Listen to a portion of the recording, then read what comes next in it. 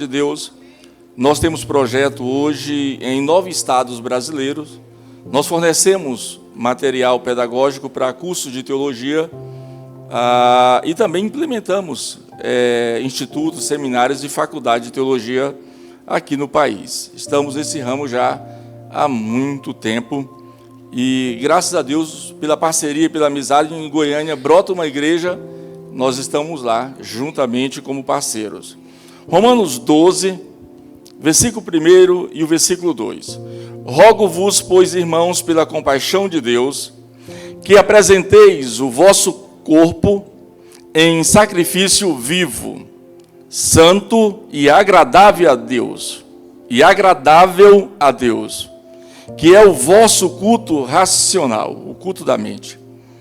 E não vos conformeis com este mundo, mas transformai-vos pela renovação do vosso entendimento, para que experimenteis qual seja a boa, agradável e perfeita vontade de Deus.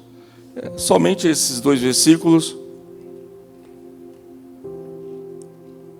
O que o apóstolo Paulo propõe nesse texto aqui é uma meditação, uma reflexão sobre conhecimento e também sobre conhecimento e santidade. Então você observa perfeitamente que aqui não há nenhuma divergência nesse texto entre conhecimento e santidade e conhecimento. Como também as pessoas gostam de criar divergência entre fé e razão, né? Ou seja, a neurociência está aí dizendo que a razão é emotiva e que a emoção é inteligente. Então hoje nós percebemos que, não só do ponto de vista da nossa experiência, mas também do ponto de vista da nossa mente, do nosso intelecto, nós glorificamos a Deus. Em outras palavras, nós não somos só o povo do sentir, não é? E é claro, a gente gosta de sentir o poder, a graça, a unção, a renovação de Deus na nossa vida. Mas nós não somos só o povo do sentir, nós somos o povo do saber. E nós precisamos saber sobre Deus. Tem uma música linda, muito linda, que fala que ninguém explica a Deus.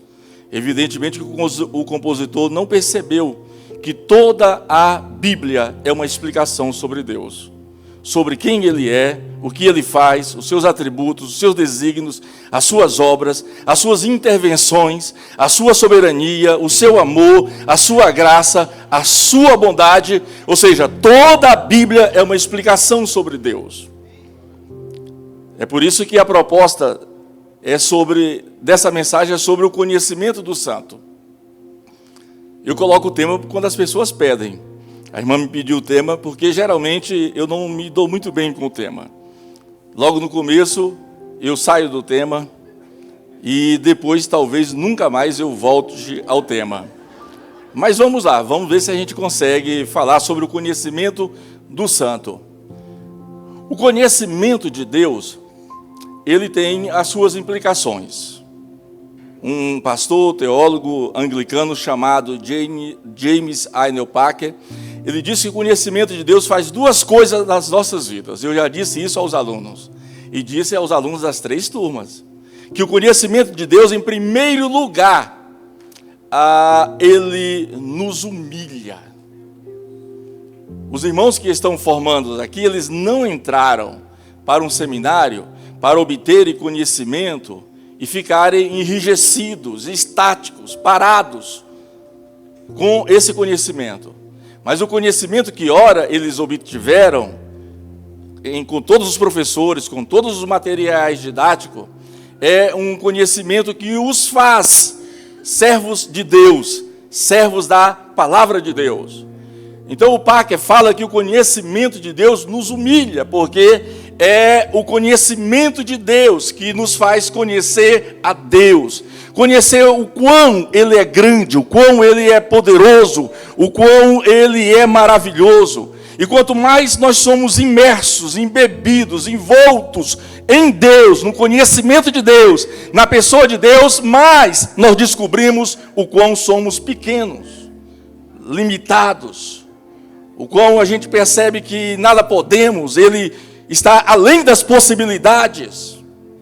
Então, o conhecimento de Deus para Packer é um conhecimento que nos humilha, porque mostra o quão nós somos insignificantes diante deste mundo.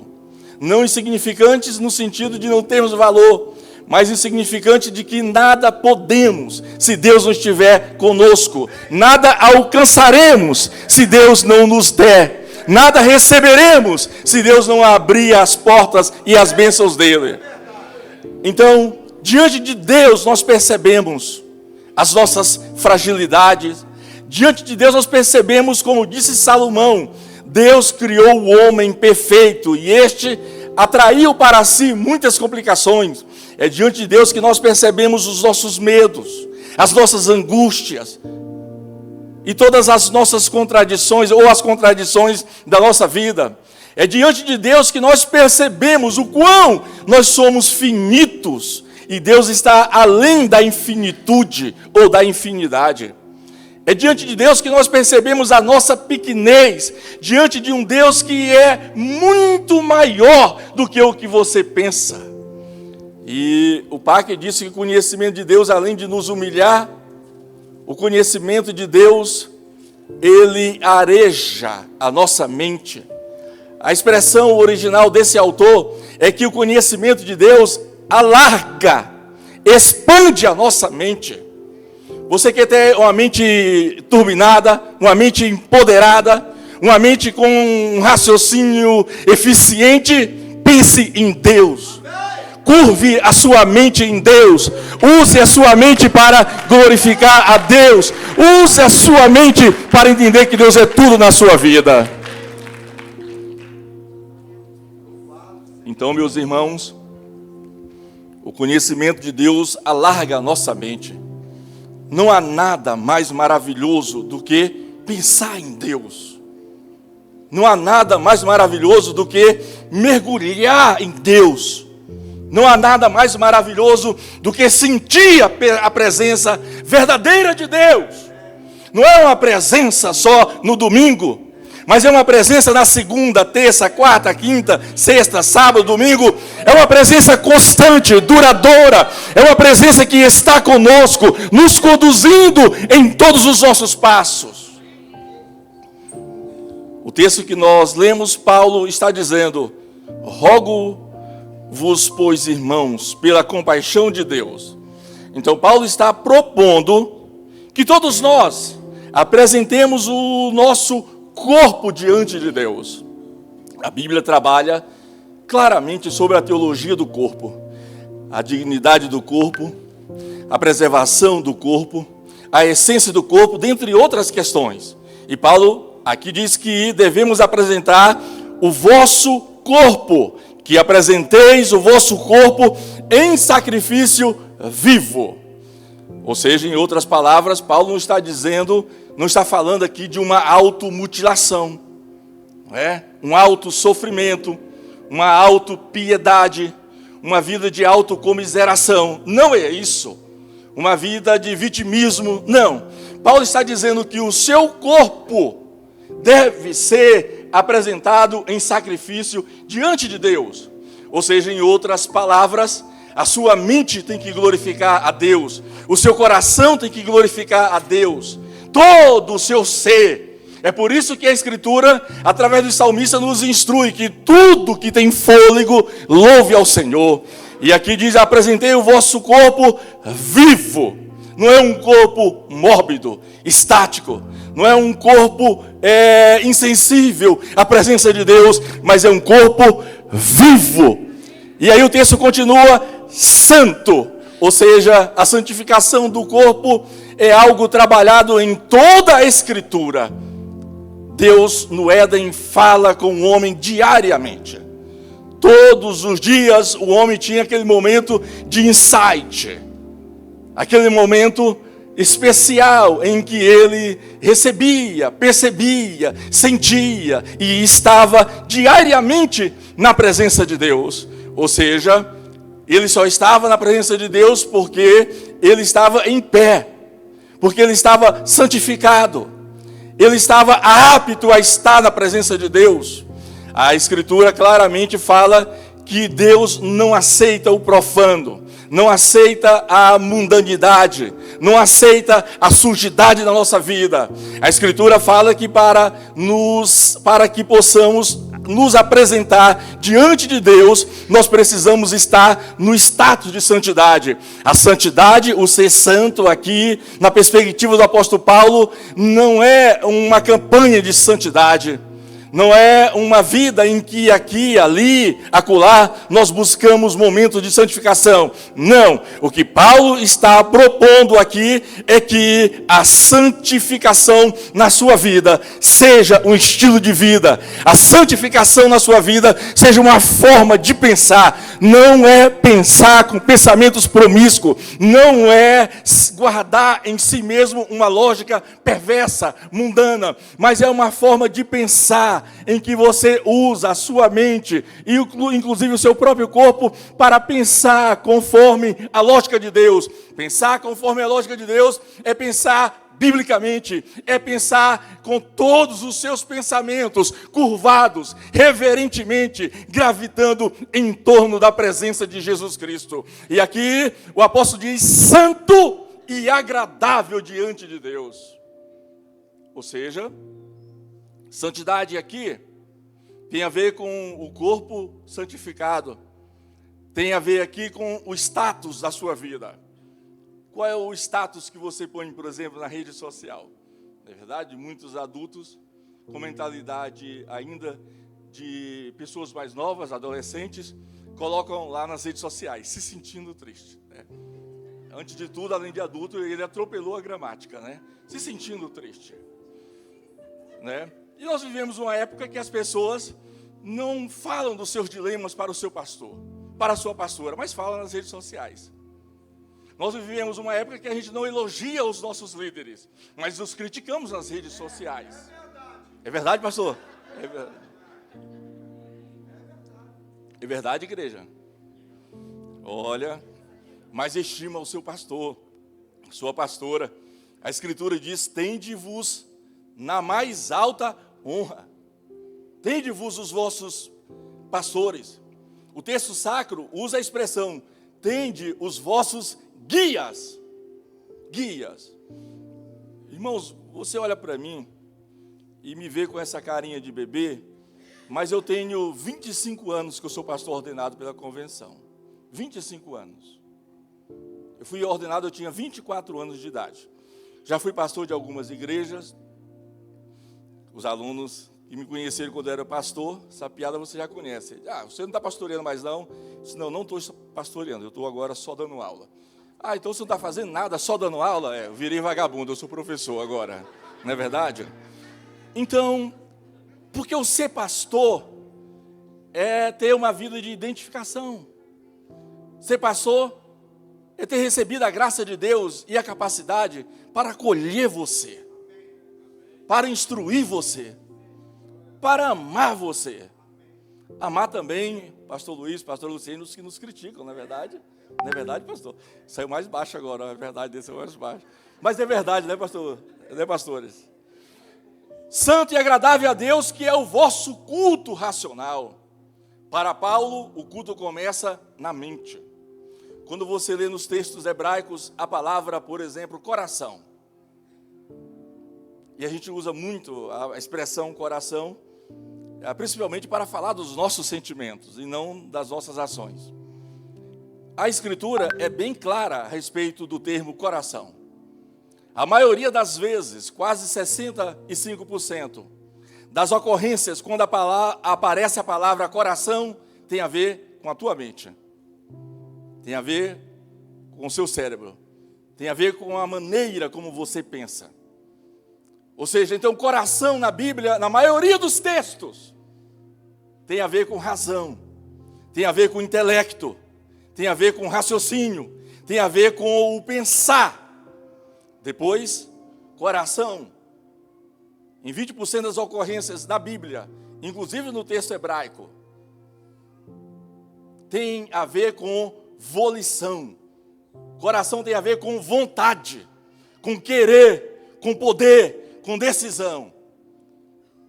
E as poucas frequências ou ocorrências da palavra coração tem a ver com emoção. Paulo está dizendo aqui que o vosso culto racional é o culto do intelecto, é o culto da razão, é o culto do pensar, é o culto da vontade, é o culto da emoção. Ou seja, Paulo está dizendo, cultuem a Deus com todo o vosso corpo, espírito, alma e corpo. Cultuem a Deus com a maneira que você pensa. Cultue a Deus de acordo com a forma e a visão que você vê as pessoas. Cultue a Deus com a forma ética que você faz negócios. Cultue a Deus como você trata a sua esposa. Cultue a Deus como você trata os seus filhos. Cultue a Deus da maneira que você se comporta na sociedade. É isso que Paulo está propondo. E ele disse assim, se não for assim, não adianta. Versículo 2, onde eu vou fechar. E não vos conformeis com este mundo. Paulo está dizendo, o teu corpo não é do mundo. O teu corpo não pode ter sinônimo de corrimão. O teu corpo é do Senhor. É para o Senhor. Foi formado, feito pelo Senhor. Aqui na Escritura não vale o neologismo contemporâneo, meu corpo, minhas regras, não fala. O nosso corpo é formado, é criação, é beleza, é criação de Deus.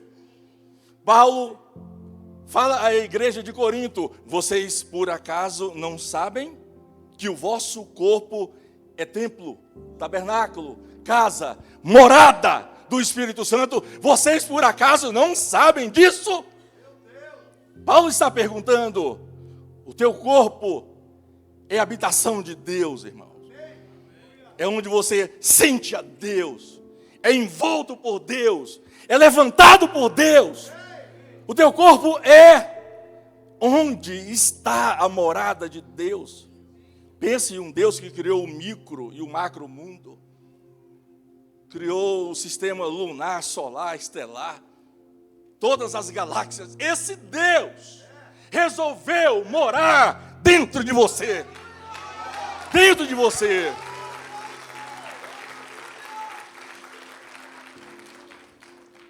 E não vos conformeis com este mundo, mas transformai-vos pela renovação do vosso entendimento.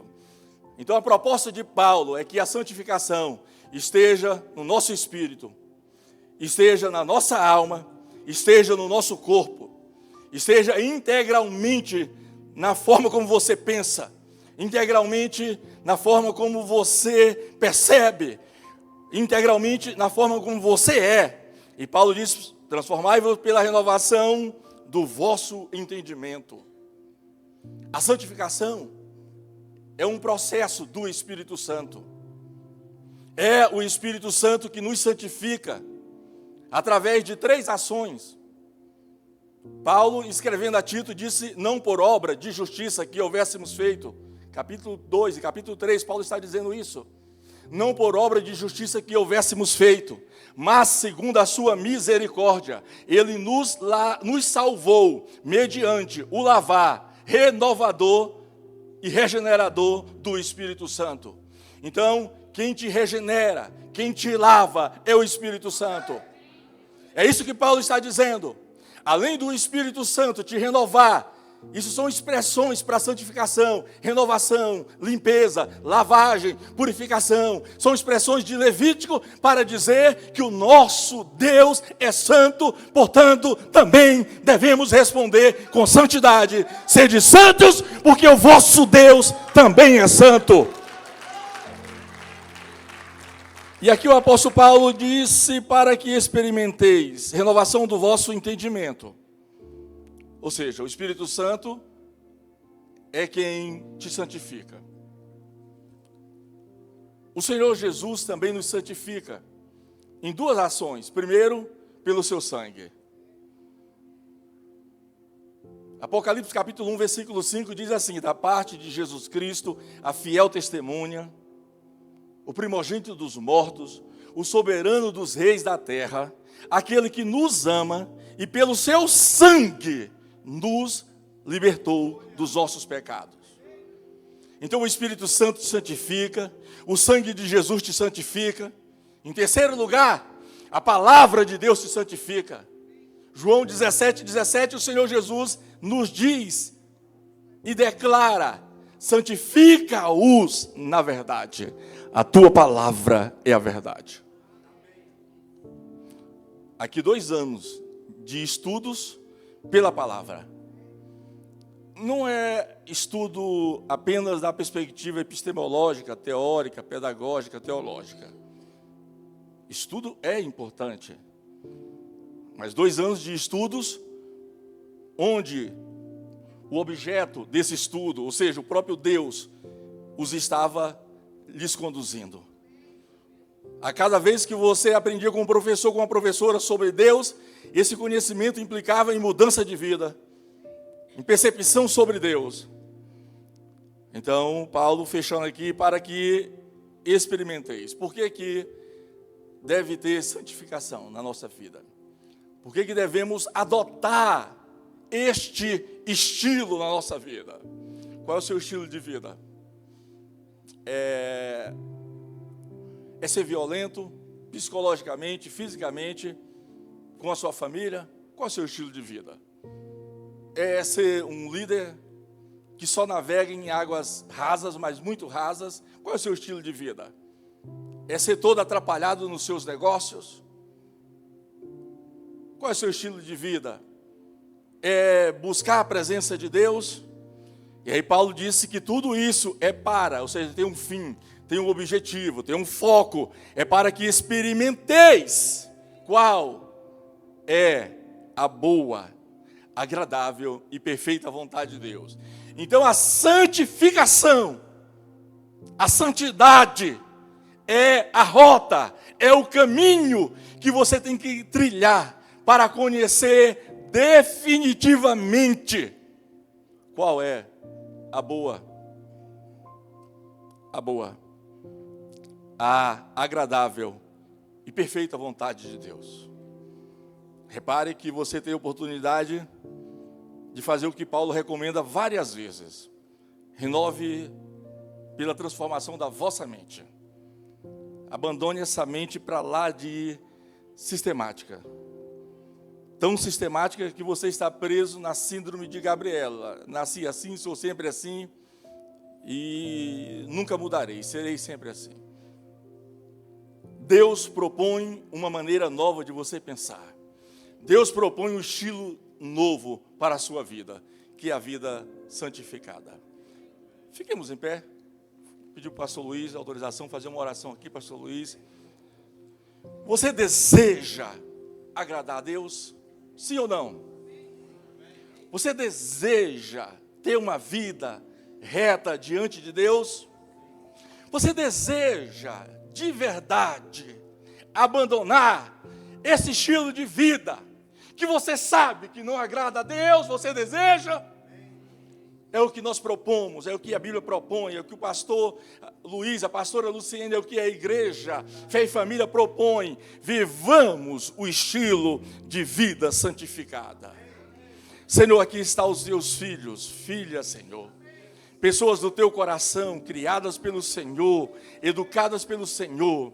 Mas tem gente que se incorreu em problemas, em dificuldades. A sua moralidade foi afetada. A condução da sua empresa, do seu lar, está sendo questionada. Deus, pessoas que estão sem norte, sem uma direção clara. E eu quero pedir que o Senhor, neste momento, fale a mente dele. Comece lavando a mente, lavando o coração, purificando todo o corpo, para que possamos ver que há uma nova possibilidade, uma nova perspectiva, há um novo mover espiritual de Deus para a sua vida, que começa pela santificação, que começa em ser santo, em ser separado, em querer agradar a Deus, viver para Deus, andar com Deus. Senhor, inculca, imprime nos nossos corações esse estilo de vida, esse desejo de ser santo,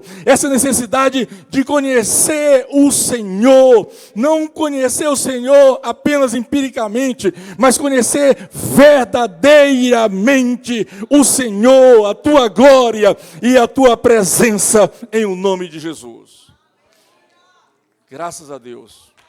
Muito obrigado, pastor Luiz. Muito obrigado.